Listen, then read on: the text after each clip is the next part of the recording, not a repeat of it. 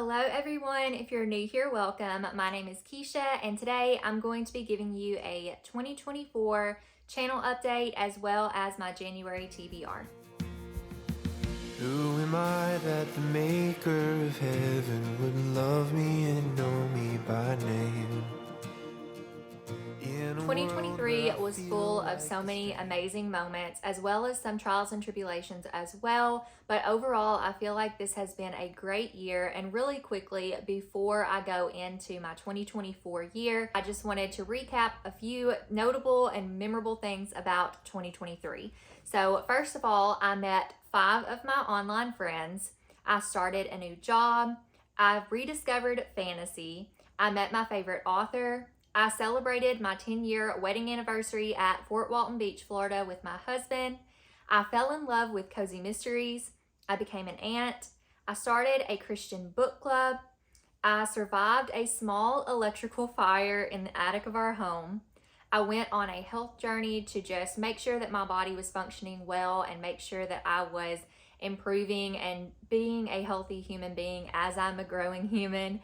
I also participated in 12 readathons and I read 121 books. So needless to say, I have had a great year. It ended off a little bit rockier than I would have liked. My dad has been in the hospital fighting Legionnaire's disease for the past a little over a week. But the good news is that today, when I'm recording this video, which is the day before the new year, he actually got off the ventilator. He's able to speak now and continuing to improve. So I'm very, very thankful for God in all of this, that He is so good and that He cares for us. He is our great physician, our provider, and our greatest lover of all time. And I'm just so thankful for how He continues to weave mine and my dad's faith journey together. If you would like to know more about what I'm talking about, I'll leave my testimony link down below, and there's a little piece of how my dad and mine's faith journey overlap in that. But I just know that he's going to have a great testimony coming out of this. He already had an amazing one, and God is just continuing to use him to impact people's lives, things that I didn't even know that he was a part of. People that I didn't even know he knew or impacted have reached out and just shared story upon story, and it's just made me so proud of my dad and the strong and courageous man of faith that he is. So thank you all who have been praying for him and continue to pray for him and my family. You will never know how much that means to us. Now, moving into 2024, I want to talk about a few different things. So first and foremost, we are here on YouTube, so I wanted to chat about my YouTube, not necessarily goals, but kind of a little bit of plans for the year, which are very few and far between. I'm going into this year not with really any goals or resolutions, but more or less just to be a little bit more lax on things. I love creating content for YouTube. I love being a part of this community. But honestly, I'm probably going to slow down a little bit more as I have been at the end of 2023, continuing to slow down in 2024. So this is kind of what you can expect from me from YouTube. So what I'm committing to is every month I am going to provide for you a TBR, a monthly TBR of at least what I plan to read. And to let you know what I have read, I am going to also do a wrap up in some sorts at the end of the month, but we'll get to that shortly. So like I said, a January TBR for sure. I'm also going to be hosting reading sprints on my channel every month because I really love the community aspect of this online bookish community. That's why I'm here, just to connect with and befriend so many bookish people. And also I found some really great Christian friends here as well. So I want to keep fostering those relationships and making new friends. And so that is going to be a huge part of why I want to continue doing reading sprints all the time. So that's going to be the main place and the most genuine place you can find me. Now, I did mention that I'm going to be doing wrap-ups at the end of the month to give you a little bit of a gist of what I thought about the books that I read. And the way that I want to do that, because me, like most people, I feel like don't really enjoy sitting down doing wrap-up videos. So what I wanted to do was do it with a friend. So each month of the year, I'm going to have a different friend on my channel sometime at the end of the month. And me and that friend are going to chat about the books that we read, but I'm also going to incorporate reading sprints. So what I'm doing is we're going to have basically a scheduled reading sprint for the end of the month. But at the end of the month, also what we're going to do is throughout those reading sprints, in the kind of portions and the gaps where we all talk, we'll talk about the books that we read. So that will kind of kill two birds with one stone. Plus, we always love reading sprints over here. So why not just make the wrap up more fun by including reading sprints to break it up a little bit. So those are my current YouTube plans. Now that's not to say that I won't throw in a vlog here or there, that I won't have any other like sit down videos or content ideas, but the only thing I'm committing to are those things. Now moving on into Instagram, it's gonna be about the same thing. I'm gonna be posting pretty sporadically book reviews or any posts that I feel like posting whenever I'm inspired. I will keep you guys updated on life updates or anything else I'm doing on my stories as best as I can. But I'm kind of just throwing the algorithm out the window at this point. I know that the algorithm is how you grow and how your channel gets seen by more people. But honestly, I have always been more of a fan of just genuine growth and authentic just community, you know, and I don't want to force any of that because I'm not here to grow my channel. I'm here to connect with people that share the same hobby as me, and also to connect with other Christians in the community as I'm still shifting in some more faith content on my channel. Now, you may be wondering, does that mean no more readathons and no more book clubs? No, I'm still gonna be doing what I've been doing as far as the Revive Christian Book Club that I started back in November. That is a bi-monthly book club where we alternate reading fiction books and nonfiction books. And I'm still going to be having sprints halfway through the month on the on months, as well as a book discussion at the end of every month. Now, I'm also still going to be doing Bookathon, but I can't tell you what the future of Bookathon looks like past this coming like April, May. So I am going to be doing Bookathon this year with my friends Yvette and Ashley from April 29th through May 5th. This is the halfway to Halloween point, and that's also where I started Bookathon a couple years back. When I started it was the halfway to Halloween portion of the year. And Ashley was actually my first co-host for it. So I'm bringing her back as well as adding in Yvette. I have both of them linked down below if you want to check out their Instagrams. This is going to be a week-long readathon, and it's around like spring or summer, so it's going to be really cute graphics that I'm really excited for you guys to see. Yvette will be working on those. She has created the new graphics for Bookathon, so if you have missed our rebrand, definitely check it out because I'm absolutely obsessed. But that will possibly be the last week-long readathon that I do for Bookathon. If I come back in the fall and bring it back then, it's probably going to just be a weekend-long readathon, or like a Friday to Sunday or Friday to Monday. Another thing that I'm really excited about this year is I'm actually going to be revisiting a hobby that was a hobby in 2018 to 2019 for a couple of years. So I used to bullet journal, and this is my original old bullet journal. It is the Dingbats brand, and it has a little elephant on it, and I filled this thing up and it just brought me so much joy. I always look back to see the different things that I've done in this book. I've created all kinds of designs, and I'll share a couple with you right now if I can find some that are not like sensitive information. Sometimes I would do a doodle a day, and this was always really fun to do. I like in my bullet journals to kind of do a little bit of a calendar spread, but also do some fun elements as well. So a lot of times I would copycat things I saw on Pinterest, but I still hand drew it. But I have to kind of look at things. I'm not that good where I can just create things out of my brain half the time. But I always loved doing my bullet journal and doing all the artsy things. This was my best guy friend, his birthday month, so I did all of his favorite things. So I've done all these different spreads for those 2 years, and I absolutely loved bullet journaling. And this year I want to revisit that. So I did get another Dingbats journal because I wanted them to go together, and this year this one is cream or yellow with a wolf on it.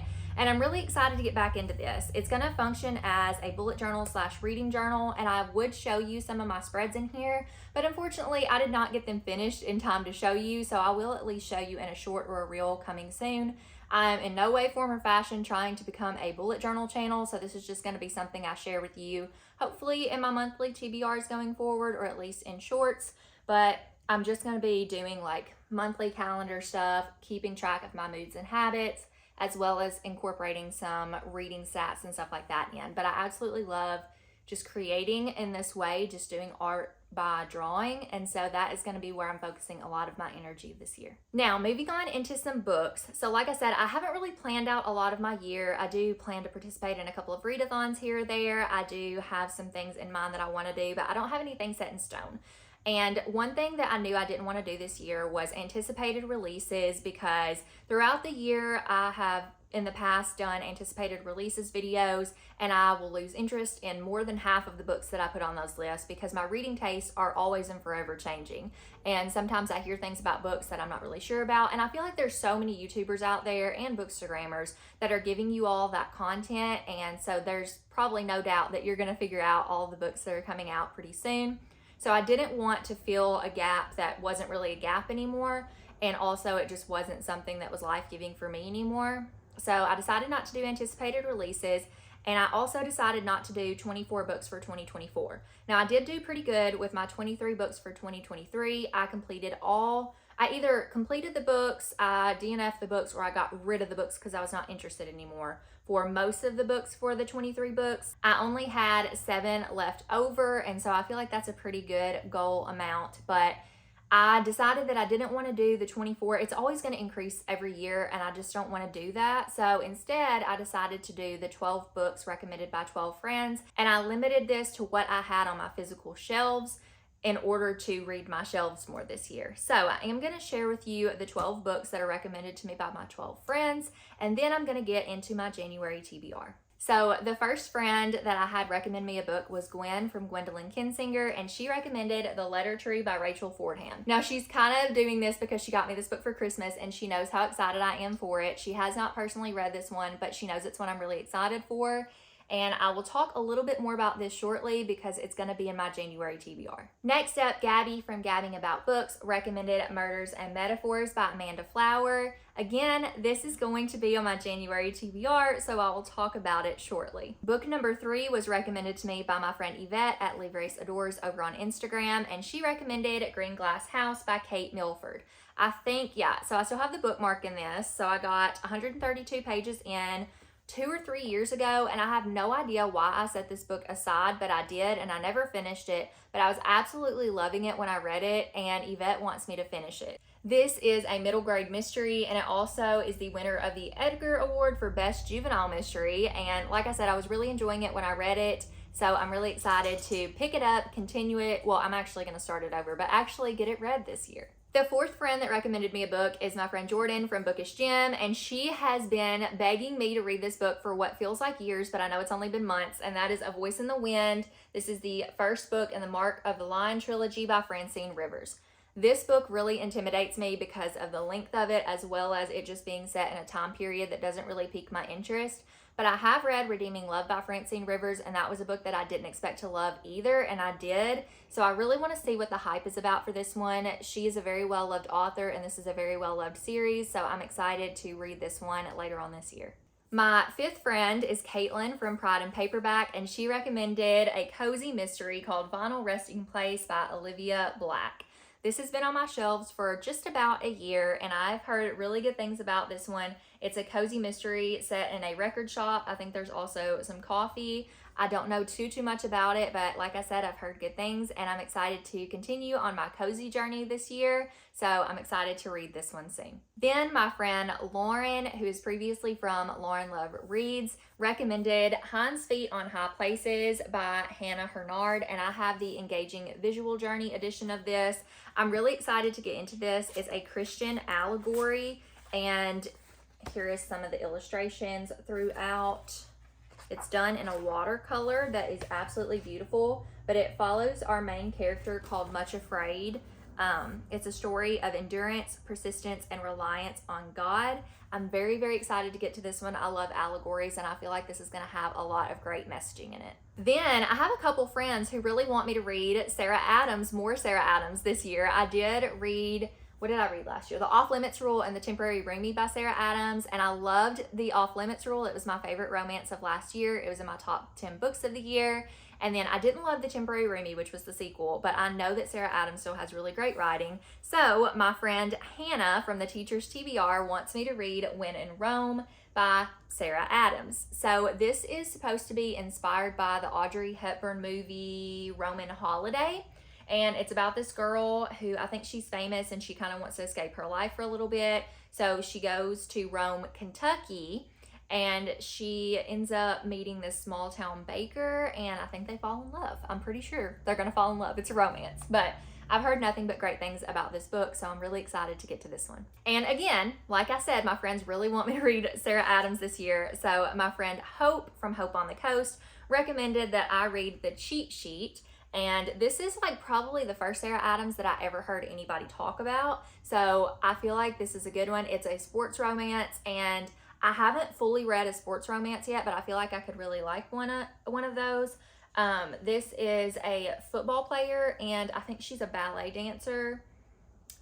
Is it ever too late to leave the friend zone? I feel like this is going to be really good. I love Friends to Lovers, so hopefully this will be a winner for me. Next up, my friend Elise from A Virgo Rising Reads recommended a book that was a little bit surprising for me, so I'm actually really excited because these books have been on my shelves for a while. It's the first book in a trilogy, and I have these beautiful editions. So this is Inkheart by Cornelia Funk. I had to have these editions for Christmas a couple years ago. I don't know if this is focusing or not, so if it's not, I apologize. I think I got them on Book Depository, which doesn't exist anymore, so I'm not sure where to recommend you get them now. But I have heard great things about this series. I am a little nervous to read it because I haven't really gravitated towards middle grade fantasy in a while, but I also want to watch the movie adaptation of this one, so it's high time that I got around to it. But I think it's just a story, a book about books. I think there's a magical book that you go into. It says, "Dare to read it aloud. Maggie loves stories, but her father, Mo, hasn't read aloud to her since her mother mysteriously disappeared. When a stranger knocks at their door, Mo is forced to reveal an extraordinary secret. As he reads aloud, words come alive and dangerous characters step out of the pages. Suddenly, Maggie is living the kind of adventure she has only read about in books, but this one will change her life forever." Then I have a recommendation from Jessie from Reading with Jess, and she recommended Just Don't Fall by Emma St. Clair. So Jessie has been getting into more romances lately, and she got me this one for my birthday, and I didn't get around to it before fall ended, so she just decided to make me read it this year, which I'm so excited for. This is the first book in the Sweater Weather series that a bunch of Christian romance authors came out with, or clean romance authors came out with. So I'm really excited to get to this one. This is another sports romance. This is a hockey romance. And I think it is a brother's best friend trope, which is one of my favorites, so I'm really excited to read this one. We're down to the last two. The next one is recommended by my friend Elizabeth from Ponytails and Paperbacks, and I can't tell you all how excited I am to try this series out, and that is Throne of Glass by Sarah J. Maas. I don't think I have to tell you what this is about because most of you probably already know. I did read the Agatha series last year, except for the last book because I feel like it's too steamy for me. Not that the rest of it wasn't, but I was just in a different era of my life then. I don't really want to read a lot of smut anymore, and so I know there is, I think, is it Empire of Storms or Kingdom of Ash? I don't know. One of the books in the series gets a little steamy, but it's not as bad as Agatha, so I'm hoping I can enjoy the series. I have been getting more into fantasy in the past year, so hopefully I will enjoy this one as much as everybody else does. And last but certainly not least, I have a recommendation from my friend Rachel from Happy Go Lovely Sleeves. And this is not surprising at all that she wanted me to read this book because Lynn Painter is one of her favorite authors, so she recommended that I read Better Than the Movies. I'm really excited to read this one. I've been a little skeptical of Lynn Painter because I think some of her adult books go a little bit steamy. This is young adult, and I think I'm pretty safe with this one. This is just a book that kind of pulls quotes from different rom-coms. I don't remember much more about it than that. It says it's a sweet and funny love letter to romantic comedies, perfect for anyone who wishes their life had a film-worthy soundtrack, a quirky wardrobe, and a memorable meet cute. So I have pretty high hopes for this one. And those are all of the books for my 12 books recommended by 12 friends that I hope to get through this year. And we're gonna quickly move into my January TBR and wrap this video up. Now, I only have 7 books set aside for my January TBR. That doesn't mean I'm gonna read all 7. That doesn't mean that I'm not gonna read more than that. These are just the 7 that I'm gonna try to stick to. I will say that I got some books for Christmas that I'm really, really excited about, so I may add those in, but these are the 7 that I wanna read, and 5 out of the 7 are buddy reads or group reads. So I don't know what that says about me, except that I'm probably gonna stress out a little bit trying to meet all of those this month, but I'm really excited to read these books. The first book that I want to talk about is the Revive Christian Book Club pick for January, and that is Dust by Kara Swanson. This is if you couldn't already tell, a Peter Pan retelling. It's a little bit darker of a twist on it, but it is Christian fiction. It's going to deal with mental health. It's also going to be a book that tugs at your heartstrings and a book that just reminds you that even though we all grow up, we never have to fully lose our childhood and our imagination. I know there's going to be some Christian themes weaved throughout this as well. I believe it's also dual point of view. I'm really, really excited to get to this one. I'm not a huge fan of fairy tale retellings or fairy tales, but I love Peter Pan. It was my favorite growing up. So I'm really excited to get into this one. My co-hosts for this month are going to be Yvette from LaurenLoveReads Adores, as well as Caitlin from Pride and Paperback, and Jordan from Bookish Gym may be joining us, but at this current time, she doesn't know her schedule for the month, so she's a tentative host, but she's probably going to pop her head in here or there. Next up, I have another group read, and this is for my friend Gwen's Patreon reading challenge for January, and that is And Then There Were None by Agatha Christie. So Gwen is hosting this really amazing reading challenge, readathon type thing, where there are killers and manor guests, and we all have to read and try not to get killed off, but we are going to have a buddy read for this month, and that is And Then There Were None, because that is what this is based on. I've never read this one before. It was actually on my 23 books for 2023, but I decided that I wanted to save it for this reading challenge. So this will be my first time reading Agatha Christie, as well as this classic locked room murder mystery. Moving on into some other buddy reads, I have A Forgery of Roses by Jessica S. Olson, which I'm going to be buddy reading with Yvette from LaurenLoveReads Adores. I feel like I've mentioned her like 20 times already. But I'm going to be buddy reading this with her, as well as Elizabeth from Ponytails and Paperbacks. So the three of us have really fallen in love with the Belladonna series by Adeline Grace, and I'm just itching to find a fantasy or a romantasy series that I love as much as that one. And I came across this one, and it is blurbed by Adeline Grace. And she says this is marvelously magical and steeping with mystery. So this story follows Myra Whitlock, and she has a gift that many would kill for. She is a portrait artist whose paintings alter people's bodies, which is a talent that some would kidnap, blackmail, and worse, to control. She's been guarding this secret her whole life in order to keep her younger sister safe now that her parents are gone, but one night the governor's wife discovers the truth and threatens to expose Myra if she does not complete a special portrait that would resurrect the governor's dead son. Once she arrives at the legendary stone mansion, it becomes clear that the boy's death was no accident. A killer stalks these halls, and he also is very obsessed with portrait magic. So she's desperate to get out of the manor as quickly as possible and ends up turning to the governor's older son for help completing the painting before the secret she spent her life concealing makes her the killer's next victim. There are so many elements about this that I love. The romantasy elements, the fact that it's set in a creepy old mansion, the fact that there is portrait art magic, which is really interesting. There's just so many things that I feel like I'm going to love about this one, so hopefully the three of us enjoy our buddy read. My next buddy read is going to be with Gabby from Gabbing About Books, and we are going to be reading Murders and Metaphors by Amanda Flower, which is the third book in the Magical Bookshop Mystery Series. This series follows Violet and her grandma Daisy as they are owning this magical bookshop that has a way of speaking to each customer to help them find the right book. I love this whimsical, charming little series that is set in Cascade Springs, which is right outside of Niagara Falls. I have loved this. It's one of my favorite cozy series of all time, so I'm excited to continue with Murders and Metaphors in January. My next buddy read is going to be Throne of Glass, and I'm going to be reading this with my friend Elise from A Virgo Rising Reads. I think she's read this before, or at least started it before, but she's going to be doing a reread of it or continuing on with it. So we're going to read this together. We did read a little bit of the Agatha series together, so it only seemed fitting that I reached out to her to see if she'd be interested in reading this one with me. The last two books that I have are not buddy reads, but this one you'll recognize from the beginning of this video, and that is The Letter Tree by Rachel Fordham. Now, this is not my typical read, but this is going to be my first read of the new year. This is a historical romance, which I have not had a history of loving. I did love the Guernsey Literary and Potato Peel Pie Society, but upon reread last year, I didn't love it as much as I originally did when I first read it. But this one is supposed to be like Romeo and Juliet meets You've Got Mail. It's set in the 1920s, and it follows our main characters, Laura Bradshaw and Isaac Campbell.